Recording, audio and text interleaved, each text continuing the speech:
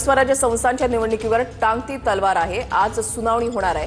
159 स्थानिक स्वराज्य संस्थांमध्ये 50% आरक्षणाची मर्यादा ओलांडल्याचा दावा करण्यात आलाय। आरक्षणाची मर्यादा ओलांडल्यानं सुप्रीम कोर्टाचे राज्य सरकारवर ताशेरे आहेत। निवडणुकाला स्थगिती देण्याचा खंडपीठानं इशारा दिला आणि यातून मार्ग काढण्यासाठी राज्य सरकारमध्ये चर्चा झाल्याची माहिती आहे। सुनावणीच्या वेळेला सरकारच्या वतीनं कोणती भूमिका घ्यायची यावर चर्चा झाल्याची माहिती आहे। सुप्रीम कोर्टात होणाऱ्या आजच्या सुनावणीकडे सर्वांचं लक्ष लागलेलं आहे। स्थानिक स्वराज्य संस्थांच्या निवडणुकीवर टांगती तलवार। 159 स्थानिक स्वराज्य संस्थांमध्ये 50% मर्यादा ओलांडल्याचा दावा आहे। यात 17 जिल्हा परिषदा, 83 पंचायत समित्या, 2 महापालिका आणि 57 नगरपालिका नगरपंचायतींचा समावेश आहे।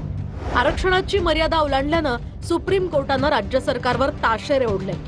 सुप्रीम कोर्टाच्या आदेशाचा आपल्या सोयीनुसार अर्थ लावल्यानं कोर्टानं नाराजीही व्यक्त केली आहे। तर निवडणुकांना स्थगिती देण्याचा खंडपीठाचा थेट इशारा आहे। प्रत्येक स्थानिक स्वराज्य संस्थांमध्ये ओबीसींना किती आरक्षण द्यावं याचा बांठिया आयोगाचा अहवाल। राज्य सरकारने बांठिया आयोगाचा अहवाल स्वीकारलाय। सुप्रीम कोर्टाने स्थानिक स्वराज्य संस्थांच्या निवडणुका घेताना ओबीसी आरक्षणाबाबत बांठिया आयोगाच्या अहवालापूर्वीची स्थिती राहील असे आदेश दिले। असं असतानाही राज्य सरकारने सर्वोच्च न्यायालयाच्या आदेशाचा सोयीनुसार अर्थ लावल्याचा दावा। महापालिका, नगरपालिका आणि जिल्हा परिषदांमध्ये ओबीसींसाठी सरसकट 27% आरक्षण लागू करण्याचे आदेश दिले।